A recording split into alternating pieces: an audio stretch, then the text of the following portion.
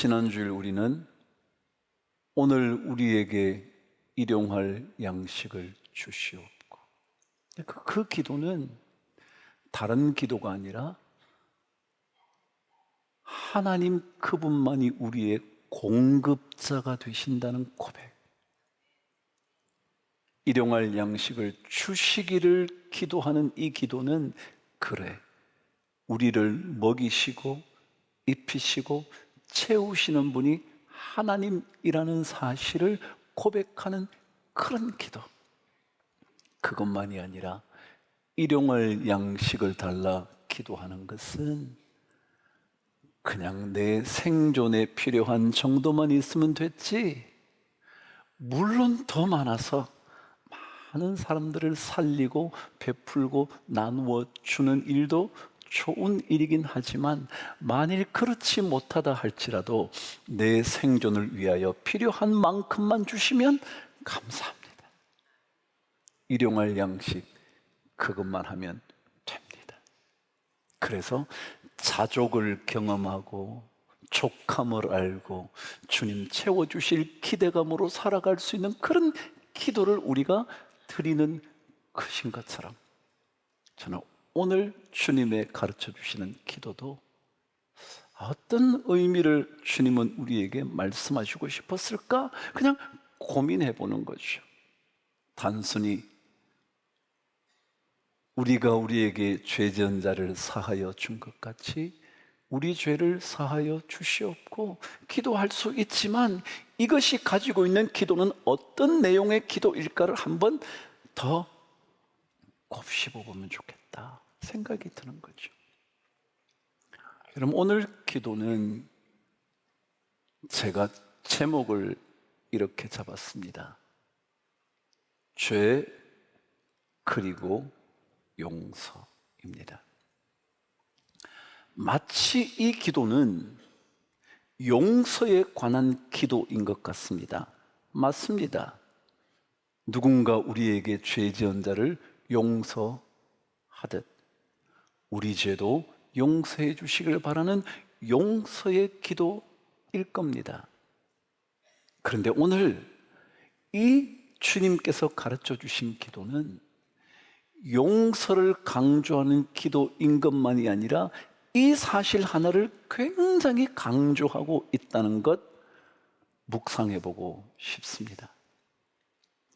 한국말 성경 번역은 우리가 우리에게 죄 지은 자를 사하여 준 것 같이 우리 죄를 사하여 주시옵고, 그렇게 되어 있습니다. 다시 말하면 우리가 누군가의 죄를 용서해야 된다, 그것을 강조하는 듯이 보여지는 기도문입니다. 그래, 용서해야지.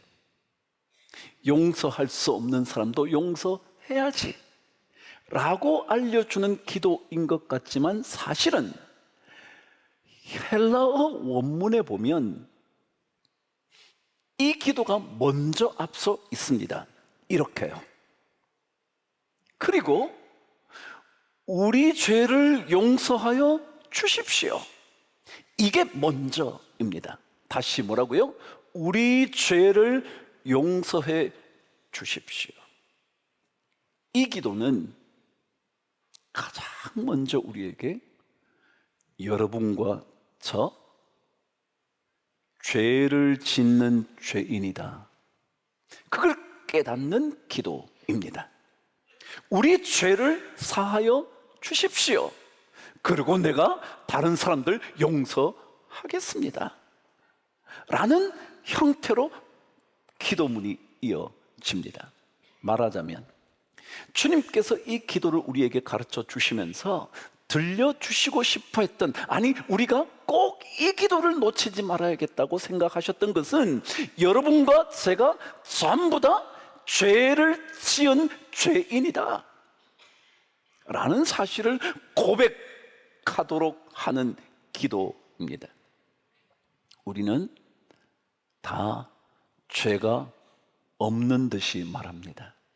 죄가 혹시 있다면 당신이 있고 그 사람이 있고 이 사회가 있는 거지, 난 아니야, 난 아니야 라고 말하면서 삽니다. 그런데 주님은 우리 죄를 사하여 주십시오. 여러분과 저의 죄가 이렇게 많습니다. 고백하는 기도를 드려야 한다라는 거죠. 그러니까 주님의 기도를 올려드릴 때, 특별히 이 기도를 드릴 때는 여러분과 제가 다 죄인이야, 나는 죄인이야 라고 고백하는 기도를 주님은 원하시고 계신다라는 거예요. 요한 1서 1장 10절은 이렇게 기록해 두고 있습니다. 한번 읽어보실래요? 시작. 만일 우리가 범죄하지 아니하였다 하면 하나님을 거짓말하는 이로 만드는 것이다. 에이, 내가 뭔 죄가 있어 라고 말한다면 그것은 하나님을 속이는 것이다. 하나님을 거짓말하는 자로 만드는 것이다. 왜요? 성경은 우리 모두를 죄인이라 말하거든요. 어느 누구도 듣고 싶어 하지 않는 불편한 진실을 얘기하거든요. 여러분과 제가 죄인이라는 거예요. 그래서 로마서 3장 10절은 의인은 없나니 하나도 없다 계속 말하는 거예요. 그러니까 이것을 깨닫는 기도, 이게 주님의 기도라는 거예요. 그래서 로마서 3장 뒤에는 계속해서 우리 인간의 죄악이 얼마나 큰지를 설명하고 있어요. 목구멍은 열린 무덤 같고 혀로는 속임을 계속해서 말하고 입술로는 저주와 악독을 가득히 드러내놓고, 그리고 우리의 발은 죄를 짓고 피를 흘리는 그 일에 발빠른 인생이 되었다. 그래서 3장 23절은 모든 사람이 뭐요? 죄를 범하였음에 하나님의 영광에 이르지 못하더니. 그러니까 이 사실을 고백하도록 주님께서 이 기도를 가르쳐 주시는 거죠. 우리가 죄인이라는 사실이요. 지금은 용서의 문제가 아니에요. 내가 저 사람 용서해야지, 그래야지, 용서하기 참 어려운데 용서해야지, 이 문제보다 먼저 내가 죄인이라는 사실을 깨닫는 기도를 드리는 것, 이게 주님이 원하시는 주기도문의 중요한 부분이다 라는 거죠.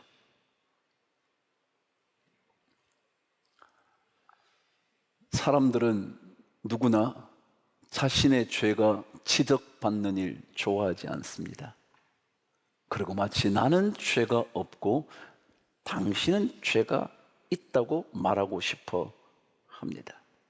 그러나 성경은 내가 죄가 있지, 내가 죄인이지. 그럼 세상은 자신이 죄가 있다고 말하고 싶어 하지 않습니다. 그래서 예수 그리스도를 찾지 않습니다. 주님은 말씀하셨습니다. 뭐라고요? 병든 자에게라야 쓸데가 있다. 다시 말하면 내가 병들지 않았다고 생각한다면 병원이 필요 없고요, 의사가 필요 없어요. 근데 내가 병들었다고 생각하면 나를 고쳐줄 자가 필요하거든요. 내가 만일 죄인이라는 사실을 알면요, 예수 그리스도 그분이 필요하거든요. 그런데 그렇지 않으면 주님이 뭘 필요해, 내가 지은 죄도 없는데 나를 위하여 십자가를 지셨다는 게 무슨 말이나 돼, 나는 죄가 없거든 라고 말하고 싶어 한다는 거죠. 주님의 기도는요, 여러분과 제가 누군가를 용서하면서 살아야지, 그런 얘기가 아니에요. 당신의 죄가 얼마나 큰지 주님 앞에 고백해야 돼, 그런 기도예요.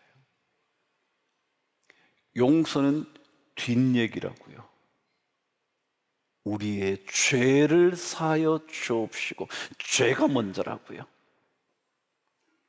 이 죄를 깨닫고 나면, 이 죄악의 씻김 받았다는 사실을 알게 되면 뒤따라오는 용서는 이루어질 수밖에 없음을 성경은 가르쳐 줘요. 어느 날 베드로가 주님께 물어요. 형제가 내게 죄를 범하면 몇 번이나 용서해 줄까요? 7번 정도 하면 되겠습니까? 그때 주님이 이렇게 대답했죠. 7번만 아니라 7번을 70번까지 할지니라 그랬어요. 그럼 490번 용서하라는 얘기일까요? 근데 이 말씀을 마치자마자 주님께서 들려주신 비유 하나가 있었습니다. 그것은 바로 1만 달란트 빚진 사람과 100데나리온 빚진 사람의 이야기였습니다. 자, 용서의 이야기가 시작됐습니다. 근데 주님께서 그 용서의 이야기를 7번 아니라 7번을 70번까지 해야지 라고 말씀하신 다음에 들려주신 내용은 용서해야지 라는 문제보다 훨씬 더 심각한 얘기 하나를 들려주는 겁니다. 1만 달란트 빚진 사람이 있었습니다. 도저히 갚을 길이 없자 어찌할 바 모르는 그 사람에게 주인이 그 빚을 탕감해 줍니다. 그래, 내가 다 빚 없는 걸로 해줄게. 그가 빚으로부터 해방됐습니다. 그리고는 길을 갔는데 딱 보니까 자기에게 100데나리온을 빚진 사람을 만난 겁니다. 말합니다. 너 빚 갚아. 그 사람은 100데나리온조차 갚을 길이 없자 저를 좀 봐주십시오. 제가 곧 갚겠습니다. 당장 갚아. 갚을 수가 없자 그를 옥졸에게 넘겨 감옥으로 보내버리고 맙니다. 그 뒷이야기가 어떤 줄 아시죠? 여러분, 데나리온은요, 아시는 것처럼 그 당시 노동자의 하루 품삯이었습니다. 그렇다면 100데나리온은 3달 정도의 월급일 것 같습니다. 3달 정도의 월급을 합치면 한 100데나리온 되는 겁니다. 근데 여러분, 혹시 1만 달란트가 어느 정도일 것 같으세요? 당시 1달란트는 6,000데나리온입니다. 놀라지 않으실 줄 알았지만 계산해 드리겠습니다. 하루 1데나리온씩 받으면 1년이면 365데나리온을 받습니다. 10년이면 3,650데나리온을 받습니다. 6,000데나리온이라면 적어도 17년 가까운 세월을 보내야 받을 수 있는 돈입니다. 이게 1달란트입니다. 근데 얼마를 빚졌다고요? 1만 달란트요. 그럼 뭐예요? 6천만 달란트가 바로 1만 달란트입니다. 6천만 데나리온이 만 달란트라고요. 6천만 데나리온이 몇 년쯤 될 것 같습니까? 6천 데나리온이 17년입니다. 6천만 데나리온은 도대체 얼마나 될 것 같습니까? 여러분, 이거는 무슨 얘기냐면요, 네가 용서해야지 이런 얘기 아니에요. 당신 죄가 1만 달란트, 말하자면 도대체 상상할 수도 없을 만큼 많은 거야. 그 얘기하는 겁니다. 네가 갚을 수 있냐 없냐의 문제를 주님은 이렇게 설명을 하는 겁니다. 당신, 죄악으로 말하면 당신은 17년 정도 감방을 살아야 할 정도가 아니라 얼마나 될까요? 6천만 데나리온이라면 그 정도 살아야 돼. 그런 죄가 우리에게 있다는 거예요. 여러분, 오늘 여기에 죄라는 말을 여러분 성경 아래에 보면 빚이라고 되어 있습니다. 빚. 그러면 예수님이 빚 얘기를 한 것은 죄 얘기하는 겁니다. 우리 죄가 그렇게 많다는 겁니다. 그래서 주님은 너희들이 형제의 눈 속에 있는 뭘 보고요? 티는 보고 너 눈 속에 있는 들보는 못 본다 그랬어요. 티가 뭐냐 하면 대패질 같은 거 하다가 옆에 조금 쪼가리 떨어지는 거예요. 그게 티입니다. 혹은 심지어 먼지, 나무 먼지 티입니다. 들보는 뭐예요, 여러분? 집을 세울 때 기둥으로 삼는, 기둥 위에 받치는 이것이 들보입니다. 한 티와 들보는 비교할 수가 없습니다. 우리에게 들보가 있다는 거예요. 우리에게 1만 달란트 빚이 있다는 거예요. 이것을 깨닫게 되는, 이것을 고백하는 기도가 뭐냐면 주기도라는 거예요. 그래서 이것을 깨닫고 나면 100데나리온 빚진 사람, 죄를 범한 사람, 그거 얘기할 것도 없다. 그래서 주님께로부터 죄 씻음의 은혜를 경험해 본 사람, 다시 말하면 내가 죄인이라는 사실을 고백하는 사람은요, 용서에 대한 얘기는 하지 않아도 할 수밖에 없다, 그 얘기하는 거예요. 우리는 도덕적으로 자꾸 여러분 용서하지 않으면 안 돼, 용서하는 삶을 살아야지, 당신 그러면 돼, 그런 얘기가 아니에요. 우리 안에 얼마나 죄가 많은가. 우리는 다 하나님의 심판대 앞에 서게 될 겁니다.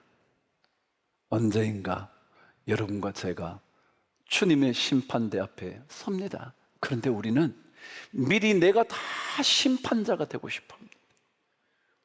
그래서 남을 비판하고 남을 판단하고 정죄하는 겁니다.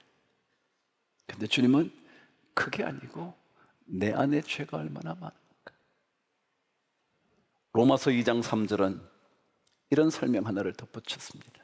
이런 일을 행하는 자를 판단하고, 이게 판단은 정죄하는 겁니다. 너 그런 짓 했잖아, 너 그런 인생 살았잖아, 너는 나쁜 사람이잖아 라고 판단하고서도, 시작, 같은 일을 행하는 사람아, 내가 하나님의 심판을 피할 줄로 생각하느냐. 우리 인간은 어떤 존재냐면요, 그 사람의 잘못된 것을 다 까발리면서 사실 들여다보니까 전부 다 지가 하는 짓이라.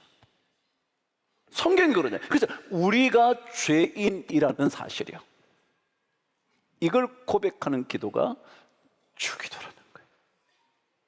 그러고 나면 내가 이 죄 다 탕감받았으니, 용서받았으니, 혹시 누군가 우리에게 죄 지은 자 용서할 수밖에 없지 뭐.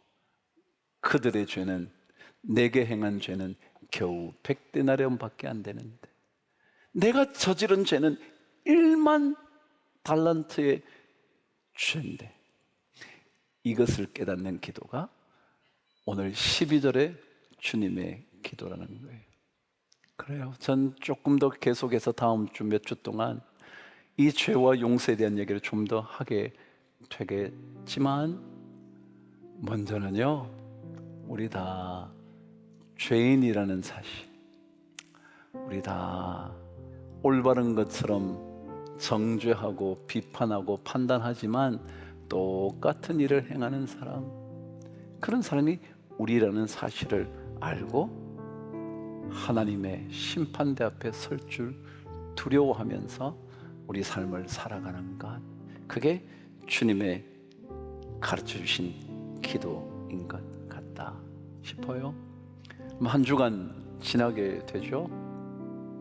혹시 당신 때문이야 라고 생각이 드는 순간이 혹시 있으시다면, 내가 1만 달란트 빚진 죄인이지, 내게 진짜 큰 들보가 있지 라고 생각하며 혹시 잠시 주님 가르쳐 주신 기도하면서 보내면 어떨까, 그런 생각이 들어요.